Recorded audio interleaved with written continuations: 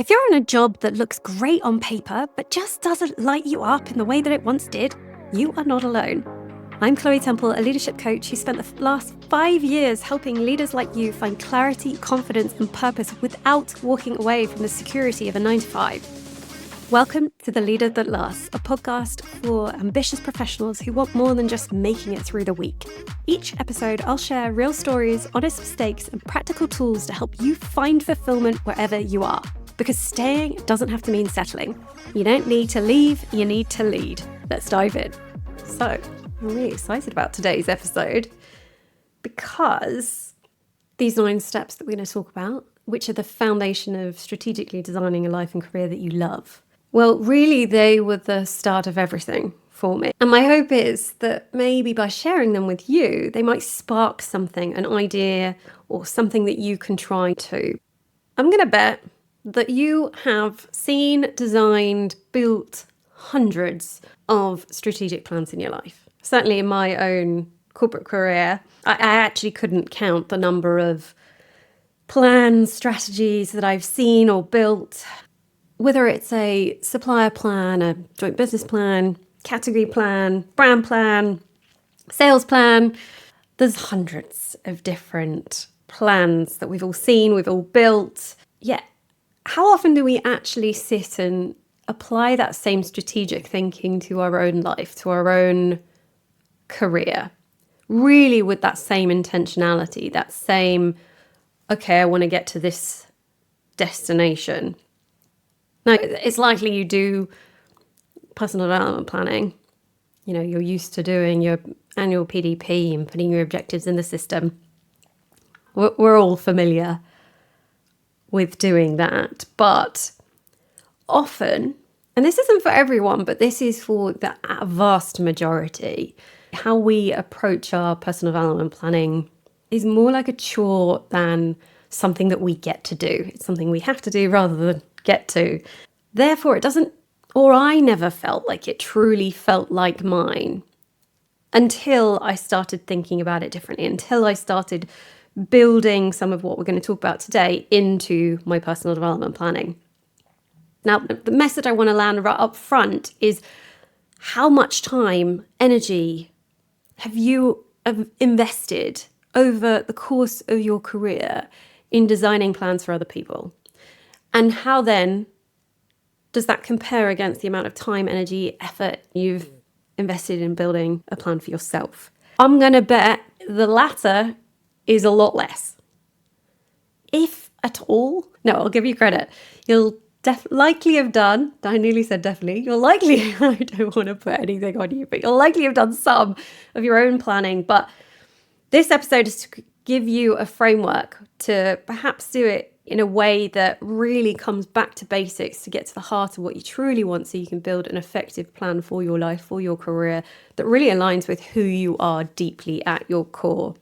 About 6 or 7 years ago now, I had just landed my absolute dream job, building a team from scratch that I'd spent the past 6 months pitching for, and I'd finally landed this epic job. And I remember getting the call from my boss to let me know it had all been signed off and approved, and I was going to be stepping up into this role and managing this team. And I remember thinking, what on earth is wrong with me here? Because why am I not happy? Why am I not jumping for joy when I theoretically have just got everything I thought that I had wanted? Lots more money, a senior leadership position. I was becoming one of the only females in the leadership team. I was hugely driven to showcase gender diversity and be I want to say role model, but I mean an example of what was possible for other females within the organisation. And it was going to be doing something I loved. And at the time, I was also living this just unbelievable life, like Bondi Beach in Australia. I had this amazing relationship, partner, financially was really secure. On paper, I had it all. And yet, this was why it was so confusing. I just had this question, why do I feel empty? Or why am I not happy here? And a couple of weeks later, I was sitting down with my team to design our plan, our strategy for the year ahead. And this is where it hit me that I'd never really applied that same process to myself, to my life, to really truly understand where did we want to get to, as we do with, if you're building a good plan, that's what you're doing. You're designing and articulating a vision for where you want to get to and how you're going to go about achieving that. I really hadn't done that for me. And that moment essentially became the spark for what I am sharing today, these 9 steps that I built for me all those years ago, but have now been used by leaders from Nestle, Unilever, Mars, lots of clients have now used this, and I'm excited to be able to share these with you so that you can go away and do the same. Sound good? Should we dive in? Okay. So, whilst there are 9 steps, they are underpinned by 3 key questions. Now, these questions aren't mine. They come from Ben Crow, who's the mindset coach for Ash Barty, unbelievable Australian tennis player. And when I share these 3 questions, you are likely going to think maybe they sound a little bit simple. But just because something is simple doesn't mean that it isn't profoundly powerful. So, the 3 questions. The first question that every single person needs to ask themselves in order to live a life by design, or experience life as they want it, is who am I? I know, it's deep. The second question is what do I want? And the third is how am I going to get there? Now, the order of these 3 questions matters. There is a reason why we start with the who am I, because, and most people don't do this, and this is the key, and this is what I was not doing, and this is why when I finally landed my dream job, I realized that actually it wasn't solving, it wasn't really what I really, really wanted, because I didn't really know what I really, really want. That's like Spice Girls. See, the thing is, there are so many things that society says that I should want as a 36-year-old, the wedding. I should be married. I should have children. I should have a mortgage. I should want to buy a house. I should want to be climbing the ladder to get that promotion. And yet, whose goals are they really? Are they our goals? Or are they goals that we think that we should want, that society puts on us? And I'm not saying that people don't want to get married and have babies and all of those good things. But is it wrong if I don't? And the thing is, I can't answer that question unless I know really deeply who I am, which is that first question. See, most of us jump straight to question 2 and 3. So what do I want and how am I going to get there? We're really good at building plans without necessarily always having an understanding of where we're really, truly trying to get to. What is that point on the map?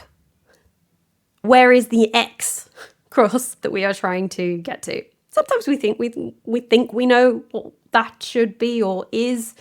For me, that was the dream job. I thought it was going to solve everything. I thought I'd feel really good. And then I didn't. And I was very, very confused. So my point around this is starting with that first question of who am I enables us to answer really effectively that second question, what do I want, in order to really effectively go after the things that we do actually want, build plans that align with what we actually want. Beneath each of these questions are 3 steps. So the who am I is phase 1. And beneath that has 3 steps. So I'm going to dive into step number 1. I am going to spend more time on phase 1 than the rest of the phases, I think, in this episode, because the other 2 are probably more familiar. So step 1 is find your why. Now, you may or may not be familiar with Simon Sinek's book called Start With Why. If you aren't, I highly recommend the book, but I actually recommend his TED Talk more. We all, though, conceptually know that purpose is really important and it's really key to get clear on why we do something. But what Simon Sinek talks about in terms of the why is that everyone has within them a why. That is the golden thread throughout our life that makes us uniquely who we are, that brings us alive, that is what we look like at our natural best.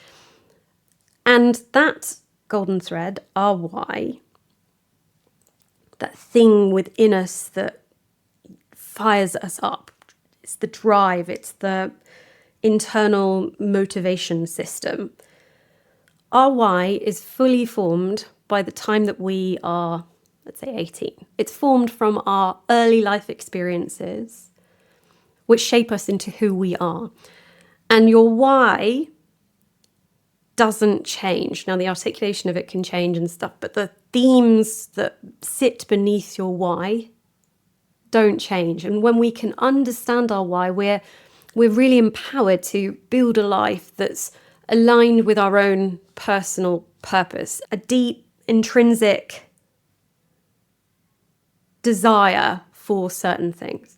Now, every single person has one, and the way that Simon Sinek suggests it's structured is that a why statement is a simple one-sentence statement that's to contribution, so that impact. As in, to, what's the contribution that I give to the world? What's the value that I'm contributing? So to, for me, it's spark change. That's the contribution that I give to the world. So that impact. What's the result of that contribution? What's the result of me sparking change? Well, for me, that is so that we can simply be our true selves.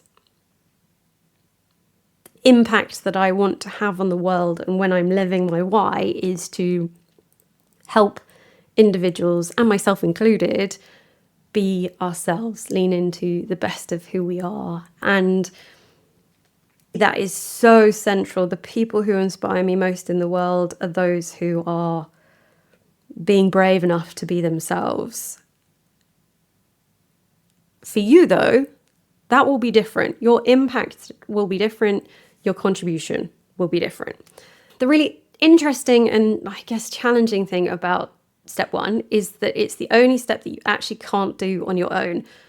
For some reason, we just can't see ourselves that clearly, and we can't see that theme, that golden thread throughout our life that shapes us and makes us who we are.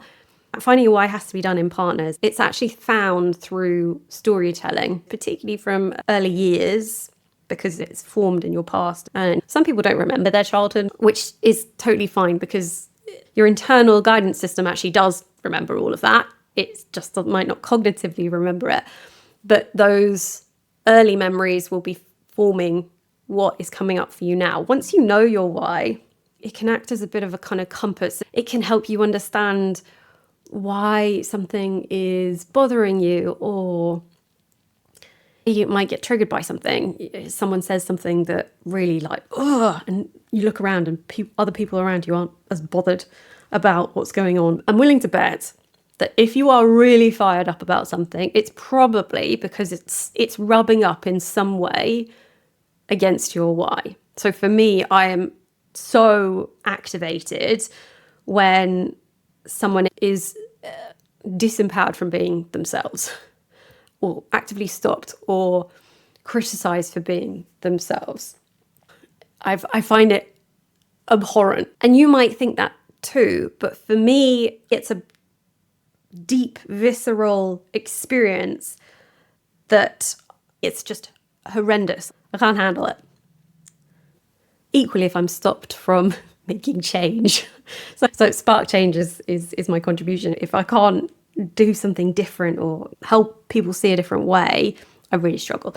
And so for you, there'll be something there. Mark Twain says the two most important days in your life are the day that you are born and the day that you find out why. I could not agree with that statement anymore.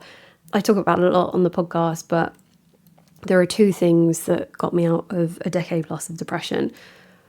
Finding my why was one of those two things. And it's not just been me who has had that same experience.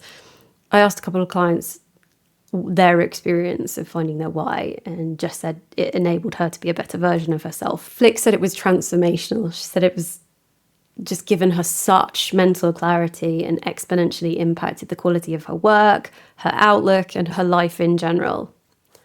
James described it as giving him this personal context with which to challenge himself and stay focused on what matters. It's so profoundly powerful when you find it. Anyway, oh my gosh, I dilly-dallied on step 1. Step 2 is to uncover your strengths. Now, there's a plethora of ways that you can go about finding your strengths.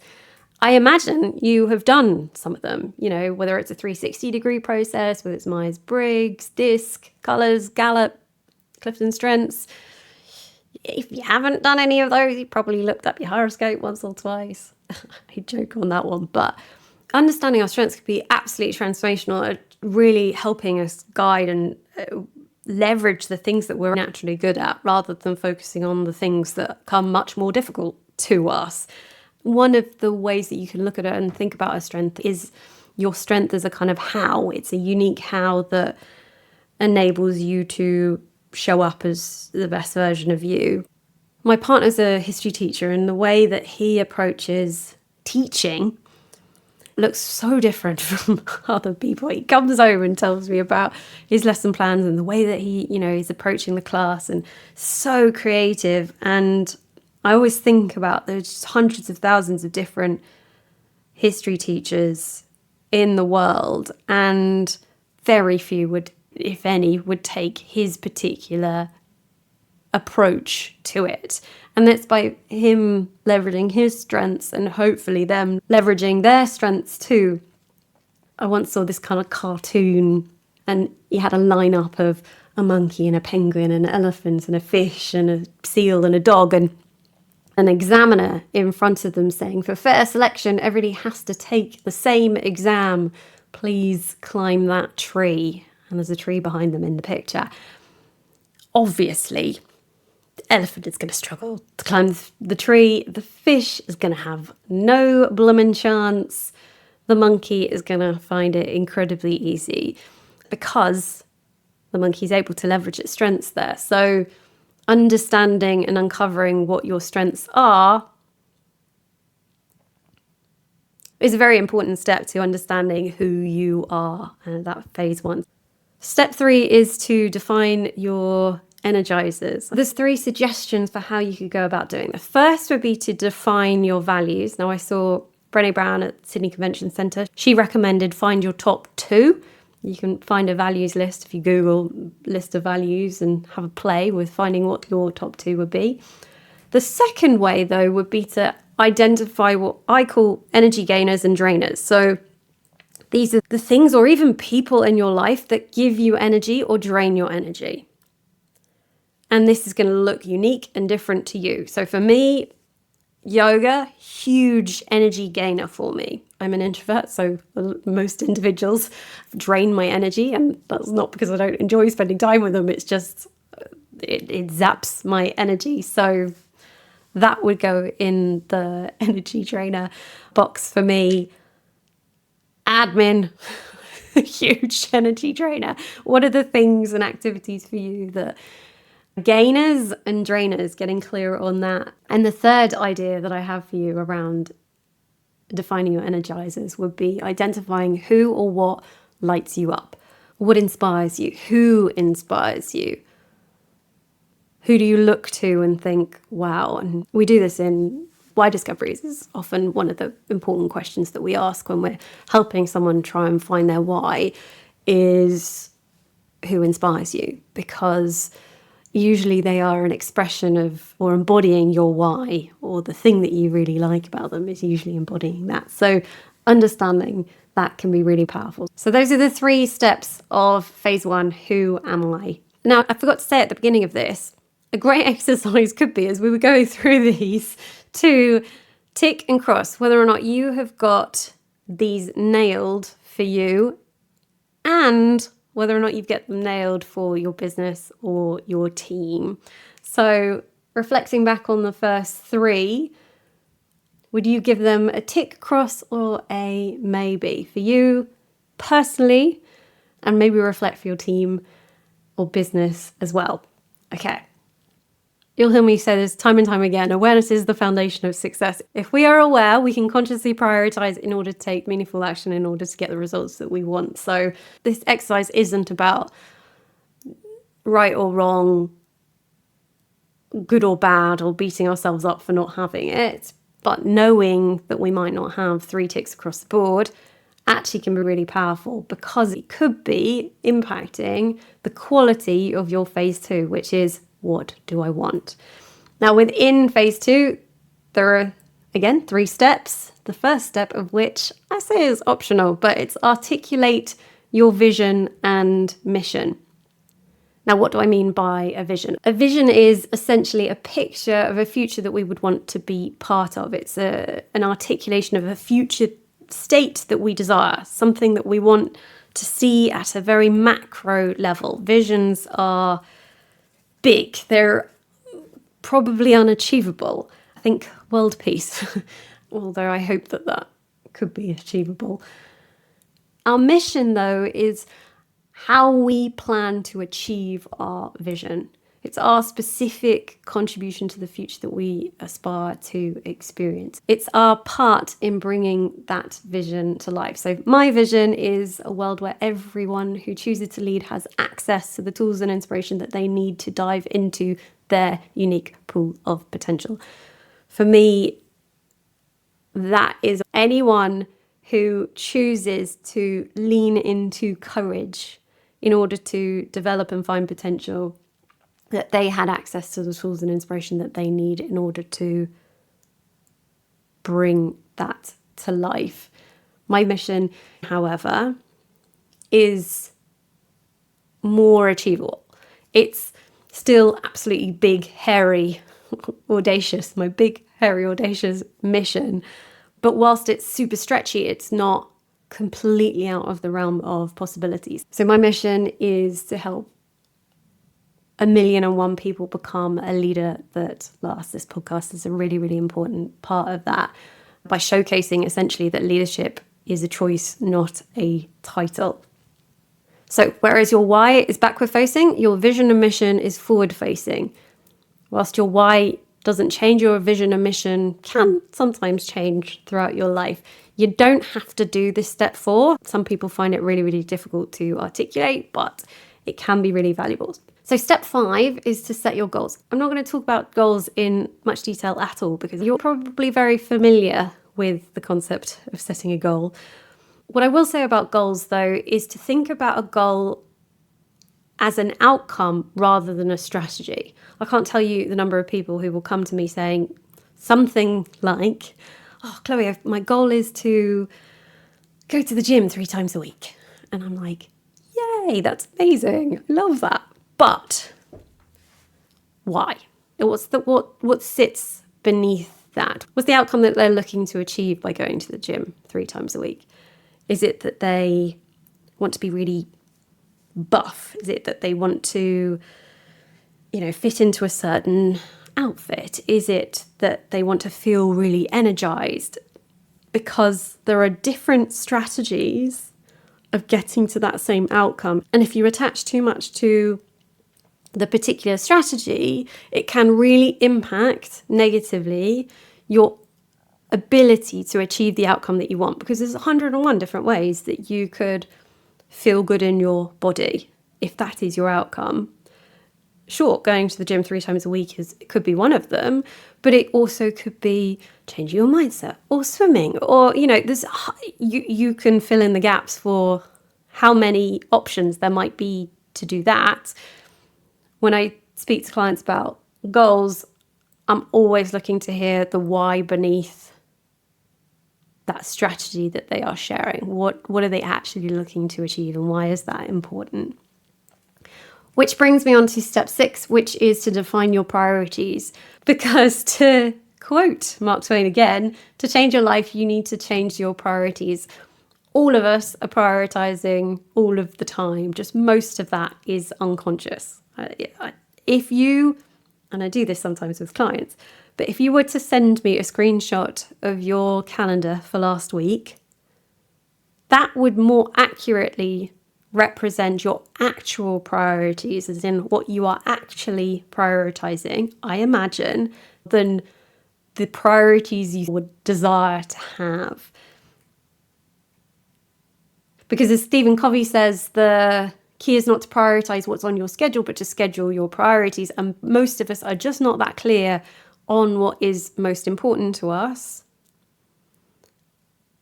Or even if we aren't actually creating time or space for it. So step 6 is really about getting clear on exactly what that is. Now, when I first started working with my coach, must be 8 years ago now, she asked me to send her my list of goals before the session. And I did. I sent her a list of 46 things that I wanted to achieve that year.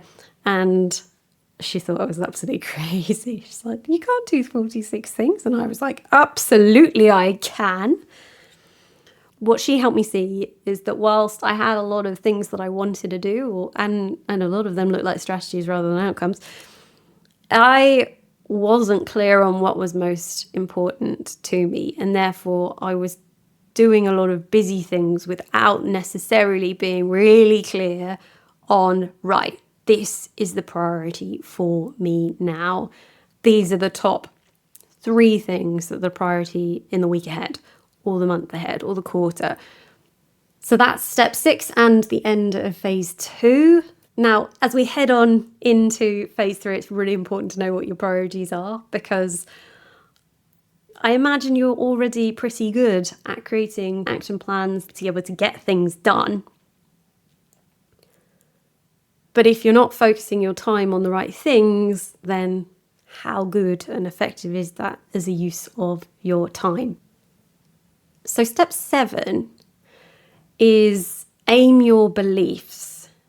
Now, this step might sound a bit fluffy, but it's absolutely the opposite. And I'm going to do some proper episodes around beliefs and the power of beliefs. But at a top line level, a belief is essentially an idea that we hold true. It's something that we believe with an enormous amount of certainty is true. Our beliefs aren't necessarily real, though.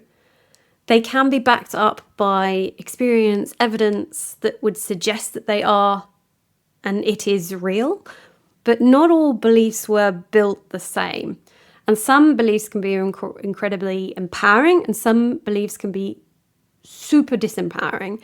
And actually, one of the biggest game changers that you can do in your life is to reframe your disempowering beliefs. Because the biggest pitfall that keeps us stuck in life are our beliefs. And as I say, I'll go into it in much more detail in a future episode. But if you look at the success cycle, if you look at how we get results, the easiest way to enter the success cycle is by changing your beliefs, because your belief will impact your potential, which will impact the type of action you take, which will impact the type of results you get, which will roll round to impact the belief that you have.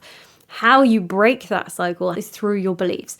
If you get a better belief, it increases the quality of the action that you take because you feel like it's worth it, and therefore it improves the likelihood of you getting the result that you want, which further backs up your beliefs.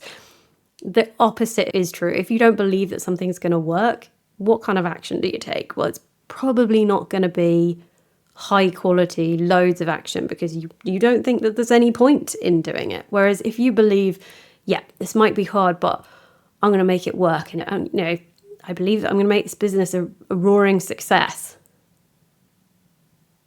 By believing that impacts the type of action that I take, which will impact the results that I get. One of my favourite quotes from Henry Ford is, whether you believe you can or you believe you can't, you are right. I'll let you sit with that. Whether you believe you can or you believe you can't, you are right. Our beliefs are absolutely fundamental, foundational. As is step 8, which is to create your support crew. Now, I have done another episode, if it hasn't already come out, specifically around this, so I won't go into it in any detail, but there are 6 people or roles that we all need in our life people to play for us in order to support us effectively. No person is an island, as John Donne would say.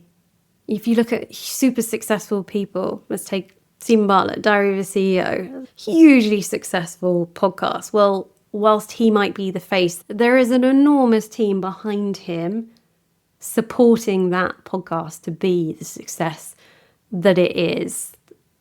As Dan Sullivan would recommend, think who, not how. Who is in your crew?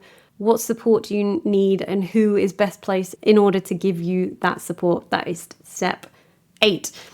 And step 9, and I'm not going to spend any time on this, it's to build your action plan.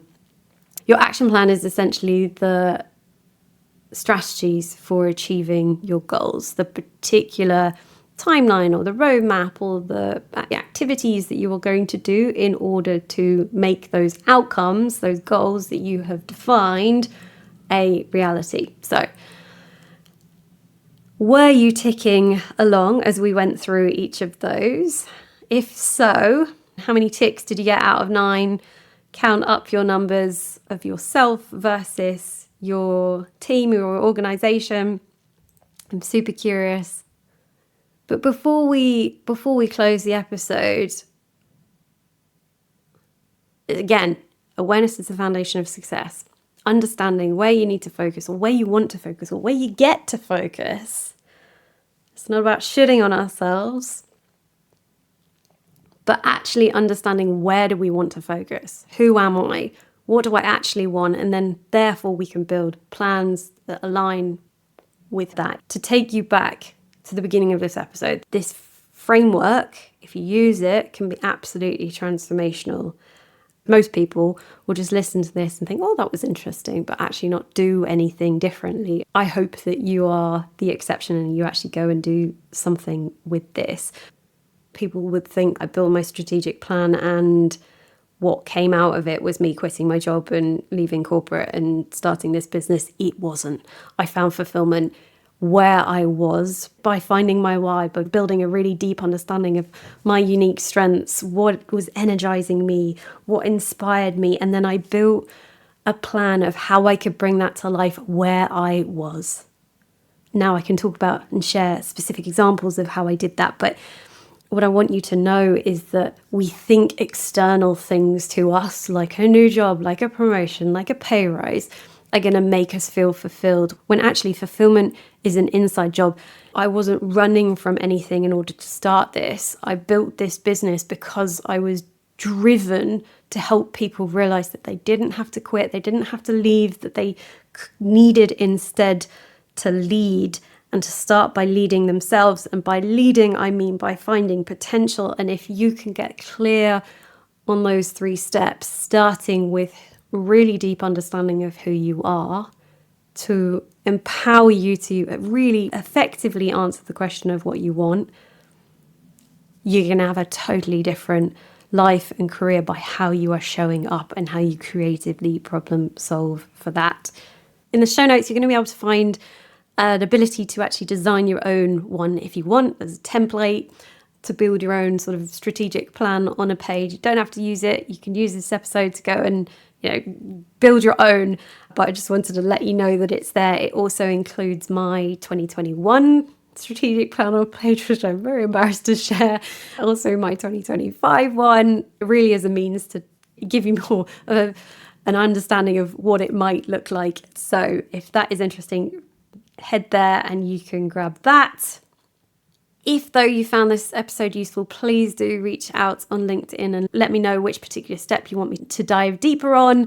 If there's enough interest, I would love to do episodes specifically on some of the steps in order to really support you take some tangible, actionable action out of this, because it's not the insight that drives change, it is the behaviours, it's the habits, it's the putting it into action. I would love to hear from you, and as always, if you haven't already liked and followed this channel, please do, and I'll see you next time. Fulfillment, impact, and a life that you actually want to jump out of bed for, even on a Monday. By listening to this episode, I hope you are one step closer to creating that and becoming a leader that lasts. Now, I want to hear from you. Pop me a DM on LinkedIn or Instagram and let me know what landed. And if you are the kind of kind-hearted leader who's willing to help me out in a big way, take a minute to rate and review the podcast. Send me a screenshot and I'll send you a juicy freebie as a big thank you. Until next time, lead, don't leave, and I'll see you in the next one.